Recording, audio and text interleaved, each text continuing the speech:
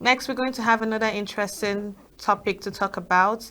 And the Commandant General of the Nigerian Security and Civil Defense Corps, Daniel Ahmed Audi, says the agency remains committed to fighting oil theft, vandalism, and economic sabotage in the oil sector.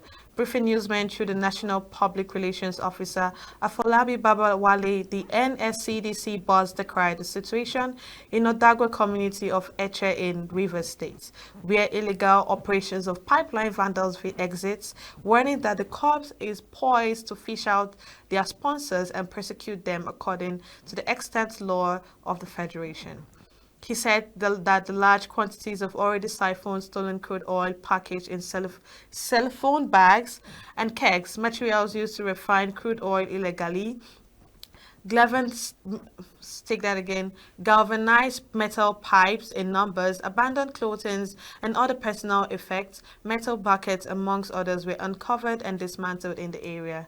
The Commandant General called out on the public to continue giving the cops credible intelligence, even as he promised that the suspects would be caught and thoroughly investigated and prosecuted accordingly. And to have this wonderful discourse, we have Mr. Dennischuks, who is a business analyst.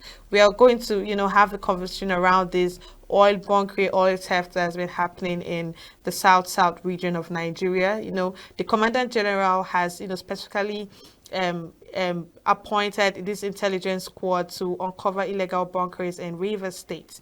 And to have this good discourse, we have Mr. Dennis Chooks. Good evening, Mr. Dennis Chooks, and welcome to the show.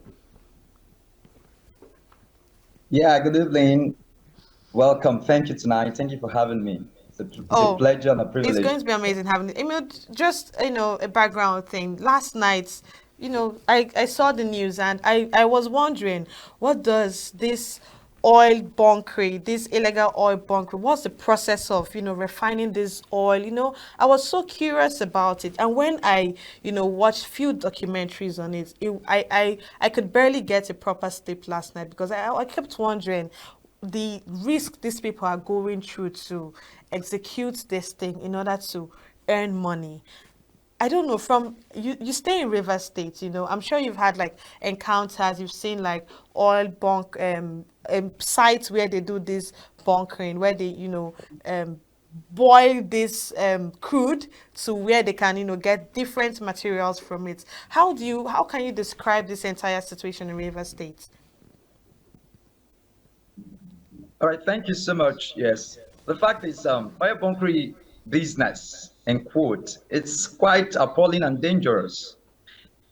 First of all, these are illegal people trying to get oil.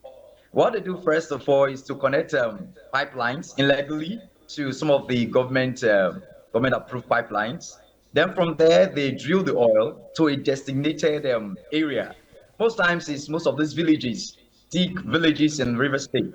So after getting the oil, what they do is to they set a very big fire, with a pot. They boil, they boil with a high flame, which can be very dangerous. Some in the process lose their lives. Some die in the process due to a fire outbreak. And then they start processing the fuel. They start processing the oil rather from fuel to kerosene, diesel, and stuff like that. So it's a very, very, very, very cumbersome and dangerous process. But because of the money involved, so most persons involved in it. So that's a process they do, but deep, deep, deep, thick in the thick forest, in the bush, in every state. So we cannot divorce the fact that it's not happening. It's happening right in every state, and some persons, even some big names in coach, are connected to it. So that's the situation we find ourselves. Absolutely, because I don't believe that these people have the capacity to, go through this entire rigorous process without proper guidance and sponsorship from people in high places. And you realize that the place that they go to, carry out this activity are like far, far, far into the bushes. Most times, you have to get on a boat to get to this particular destination. And when you get to this place, it's not just one. I mean, one of the documentaries I watched yesterday, one person could actually own like five different areas, where they do this illegal mining of crude oil. And it now makes me understand that they have people in higher places sponsoring them. And the same people in higher places are the ones that, still come out to talk about the illegal bunkering in River State. And I'm wondering, is it that they are like playing, trying to blindside the intelligence squad against, bringing them in for justice on this kind of inhuman activity? Yes, thank you so much. The fact is that we are in a very, very deplorable state in Nigeria. Before somebody will come out to do something illegal, you know that there might be a one or two backing from someone at the top, like we say, or somebody in authority. So most times, some persons in authority have them, have one or two hands in the stuffs they do. So we find out that in the oil bunkering in River State, especially, some of the top guys, are connected to it. And when the Nigerian army or the Nigerian security forces get into almost at times it's some of the top Nigerian security, some of the top men in the security force are part of this. They give them their own cut and their own share. So when they go in search of these men to apprehend them, and some of these security agencies get calls from the top, and what do? They have to let them go. Why? At times when they get there, some of them run away. On getting signals or getting calls that this set of persons are coming, the security agents are coming, they take to their heels. So that's been the situation, and they'll go to that place to set it off, and it continues like that. So, but if we want to really say we want to end that, that's to say most of us have to come out plain, and from the security agencies to the Nigerian army to top politicians who are connected to it, they have to come out playing. Because if all hands be on deck and everybody comes out playing, I think we can prevent all of them. It's not we are in Nigeria, and so if we want to get things done, we can get things done. It's just I'm because some of I'm us very or certain some that, persons to carry out activities like this, they have whistleblowers, they have watchdogs everywhere, to signal them when the security agencies are coming. And cases where, they get to arrest some of them that are involved in these illegal activity, don't they go through a torture process where you have to, just like we see in the movies, right? They ask you questions concerning who is sponsoring you, who you work for, don't they go through processes like this whereby you could actually get information about whoever that is in charge from these same people? Okay, just like in the Nigerian parlance, even if we try to get these people together or try to apprehend them and then interrogate them, just like some of them have crossed their heart not to expose certain, and if they want to expose, but that they will be held banned, they've even killed at times. So we see that in this situation that most of the times when they want to expose some of certain of these men, they are killed or they call on the security agency to transfer them to another prison or the like. So even if they want to carry out an investigation and the person you are appointing to carry the investigation is part of it, or they bribed him or bribed her, as the case may be, then it's good that you can't really get the truth out of any of them. And before anyone comes to apprehend them, they've already gotten the information and they've dismantled everything. So that's the case we keep seeing recurring and recurring. Okay, so this particular situation, are there the state government, are they not carrying out any particular um sensitization program, telling people about how risky this business is, in as much as, they are being promised huge amounts of money if they indulge in it? Don't you feel, are there not like particular sensitization programs carried out by the state government, to educate even the younger ones that will likely be recruited into this kind of business? All right, thank you so much. The fact is that the state government will do their bits. I will not say they are not trying. They're trying their best to ensure that the state is sanitized and those that are involved in illegal bunkering are punished and are brought to book. But the fact is, when you're in the government, you still have some persons that are also into it. And when they maybe meet in a caucus meeting and have security meeting, some of them also will, leak out information to them.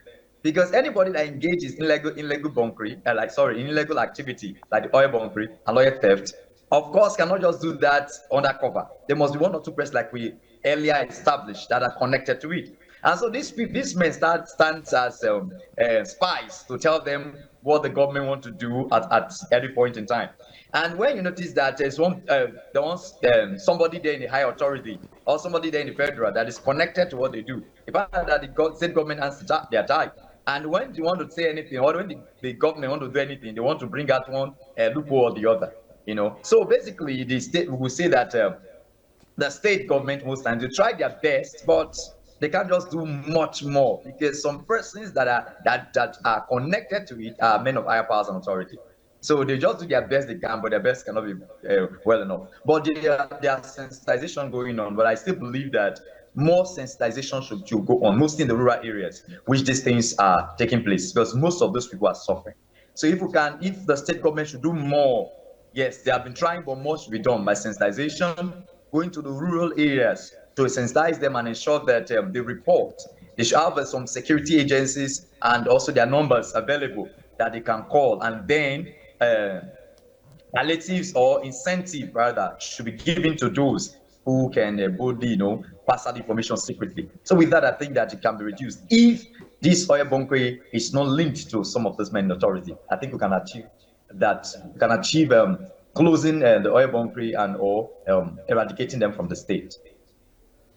Okay. Just from the technical aspect, you see that people that indulge in this illegal activity, they seem to be very experienced in doing this thing. Transferring the crude, transporting it to their own local refineries where they cook these things and extract it. So many processes. Why do you think they haven't been absorbed into, maybe given job opportunities, absorbed into the um, oil business, more like employ them to work with the bigger industries instead of, having them scattered all over the states? Oh, thank you so much. That is another problem we have in Nigeria, because I think that's obviously the truth. If we can have most of these persons integrated into the system, it will be good, because some of them are skilled. I mean, most of them are skilled. For somebody to engage in oil bunker, refining locally oil and bringing it to finished products, both fuel, diesel, and kerosene, I think that person has quite some skill to do something great. And so when you look around, you look left and right, and find that there is not much stuff to be to rely on, and hunger and suffering, they just resort to the oil theft and oil bunkering. So if the state government can integrate them into the oil companies or the refinery, and make the refinery really work. Although we're hearing that they're working on the refinery is working now, but we are still yet to feel the impact of the refineries. So if the refinery mostly in River State is really active, I think that we can integrate these guys into the oil sector, and then provide skills training. Although most times you can also see that greed, the greed for money, for huge amount of money, so pushes them into it. But I believe that once mostly those in the oil producing area, once they can be really engaged and paid, then I think that it will be a good bargain. So I think the state government also ought to look into this. In that aspect, I think they have not really looked completely into it. If they can engage these guys instead of just arresting them, detaining them, putting them into prison or trying to just scatter their stuff and let them go. If they can get them, interrogate them, and then integrate them into the oil system, I think we'll fly with that. Interesting. Another angle of this discourse is, do you really think these people do this thing because they need money, or you feel they do it because they are trying to, they're angry with the government, they're trying to sabotage certain things, destroying their pipelines and connecting it to theirs? Do you really think that if they really needed a job, they would actually go in search of this job in the oil sectors, or it's just because they feel like they are not being compensated enough as maybe indigenes of a particular community that has good oil in the ground? Okay. Well, we'll establish the fact first that some of them are coming from oil producing area, and then when they see that most of what they're supposed to benefit, they are the one producing the oil from their area, and there are certain benefits they're supposed to have. When they find out that they are not having most of the benefits and see the leaders of the nation, spending money, buying properties for their personal aggrandizement and personal gain, and they themselves that are from this oil producing area have been left to drift, just left like that. Of course, we are humans. It will stir up a lot of anger, strife, rancor, and the rest of them. Because when they find out that the government is not sincere in their dealings, or they see that buying personal properties, home and abroad, storing money, even some of the state executives or the state government, squandering money, buying and bribing and doing a lot of stuff. And they see that their own community are not really getting the qualitative life that is ought to give to them. Even that they will get into those things. So if the government is sincere, if most of these things are checked, because you discover that even some of them, when you interview some of them, are privileged to hear one or two persons from that area, you discover that most top government functionaries have their oil wells where they drill oil and they sell oil. And then when they see these things, they have been left there. They just think that we can't be foolish. So we should also, get our own way and get our own share, get our own part of the cake. And this is what is affecting Nigeria and also River State. So if the government is sincere, if we say the oil belongs to the government, then it should still be the government. No one person or private person should have any oil well and stuff like that and be extracting oil without paying tax. So when they see these things and this abnormally, some government functionaries buying stuff, buying properties, and we know that the sole revenue of the country is oil. These people are pushed to do one or two things. Most times, find that oil have scattered their premises, their farmland, their water, and no much thing is done but promises upon promises. This will lead them into oil theft and oil bunkering, and this is what we're seeing today. So, if we can look into this, if the government can look into this and ensure that they carry out, we are sincere in our dealings, and then give them the dividends of democracy, dividends of being an oil producing area more, not just squandering and packing and jacking the resources and traveling everywhere, buying properties and stuff like that. I think that it really could curb and reduce this finance. Okay, let's look at the blue economy and how it has affected the blue economy in River States. You just mentioned this particular activity, destroying the waters over there, whereby people that maybe fishermen that make a living through fishing, fishing and selling these fishes. How has this same activity affected them? Okay, it's indeed a deplorable state. It has affected a whole lot of them. Visiting some of the oil producing areas, like the Goni and some other places, you find that at times there are oil spillage. And when you look at this oil spillage from there, it affects their water, even the Bayelsa too, some of the communities. They can't be able to fish, they can't be able to farm, to even get water to drink is a problem, and they just abandoned. Nobody's caring for them. They only see some dignitaries, or sorry, some agencies and organizations come in, pick some report and documentary, but everything just left like that. They wait for answers and results, but they don't get results. They only get promises upon promises, and it is really debilitating. And their crops are dying, fishes are dying. In fact, it's affecting the ecosystem. So they are living, they are struggling there. So, but well, not by long, the government through the United Nations came and checked and also promises that they're going to do a kind of a cleanup. And they started a while, but I don't know how far they've gone now. But basically, I think they need real assistance, and it has really plunged those areas into deplorable state, if you ask me. Can this thing really be cleaned up? Can the waters, the environment, can it really be cleaned up? Because this is crude that we're talking about. Yes, the fact is that I think if we want to really sanitize and clean up the environment, well, we can, although we're going to spend. But if we can't really clean it up 100%, then I think that we should also maybe provide us a community, us a place that they can have this. If we are going to migrate them or take them to somewhere else, it should be somewhere that they can, have this their livelihood intact and they can be catered for. But if they cannot be cleaned up, I think that they should all be sponsored, paid or something that they can, they can live well and go about their normal activities. Send their children to school, be able to feed themselves and stuff like. But if the government only want to clean it up, I think it can be cleaned up because the government said that they're going to do a cleanup and they came, took a survey, went round. So I believe that if we put our mind to it, sure, we can clean that up very, very well. Tighten the pipeline, check for oil spillage, check the pipelines both in the water and across the land, and ensure that they're intact, and put security agencies to be more open, and also pay the people there to watch the pipeline too, because there's something about engaging indigenous of that place. When you engage them, I think there's an adage that says that if you want to get a thief, use a thief. So if you engage them, they will watch well and know where the oil spillages and those people are coming to vandalize those pipelines. So I think that if we want to do the cleanup, we can. We can. If that is where our revenue is, our major revenue is, I think that it's worth cleaning and sanitizing.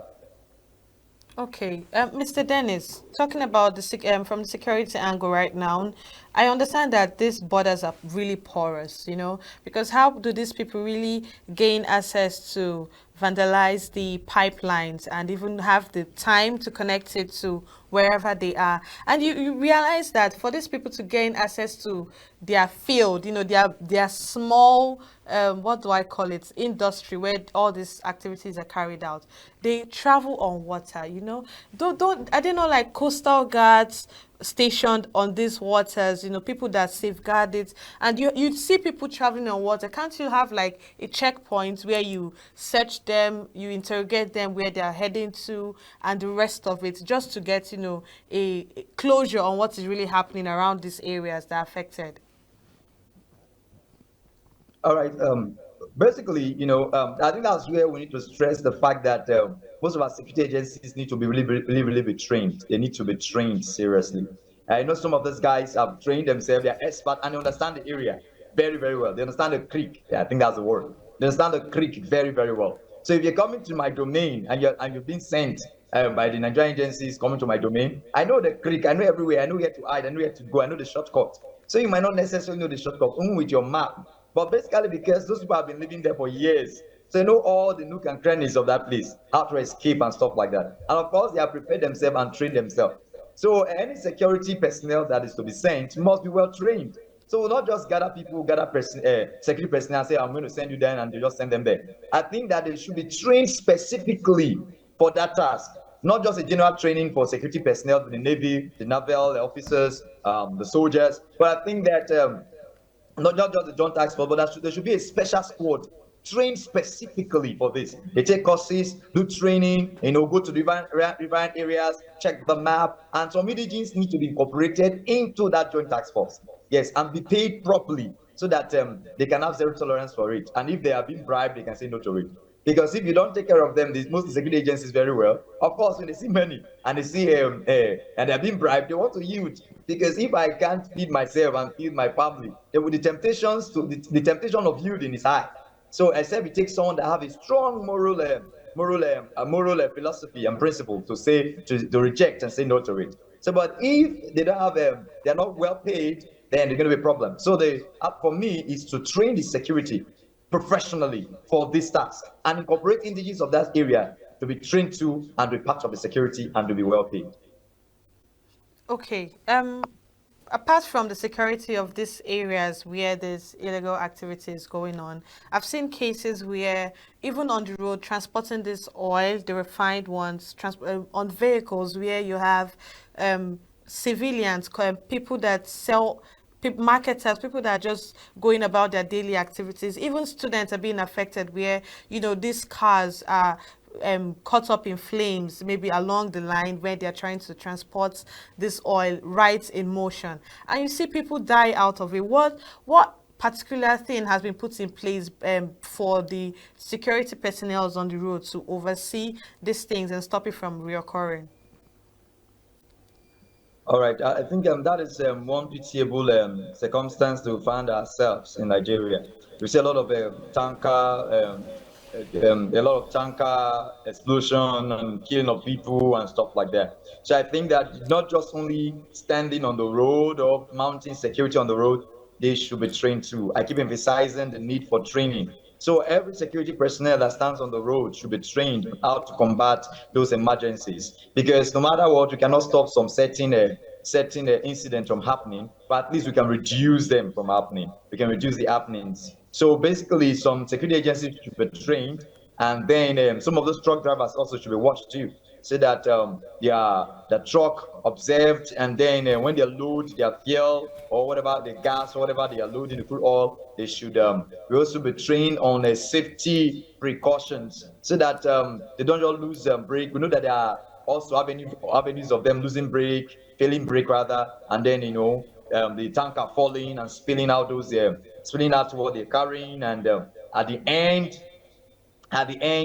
we see a lot of explosion, death, and people getting burnt, cars getting burnt, and stuff like that. So security personnel should be trained first, very importantly, and then the truck drivers need to also be watched, ensure that they are professional, and we can reduce, though eradicating totally might not be guaranteed because of some contingencies, but I think we can reduce it if we give training, and then sensitizing the public is very important on TV station, and what the signature TV is doing too, sensitizing the public on what to do in case of such emergencies. When you see a tanker carrying load and carrying and well filled, what to do, how to avoid, and if emergency happens, how to run, not just to come and carry jerrycan and gallon to come and take fuel, or standing to look at just security precautions, sensitizing the public on TV, on radio, and on other social media platforms. Okay, Mr. Dennis, thank you so much for your input on this particular subject. This is an unending topic, because oil bunkering is, I don't see it ending. I'm sorry to say, I don't see it as an activity that's going to stop anytime. It might be reduced, but to kill it totally is something that I don't see happening. So if there's other developments on this particular subject, we'll definitely keep in touch to get your insights on it. Thank you so much for staying with us. Thank you so much for having me present tonight. Thank you so much.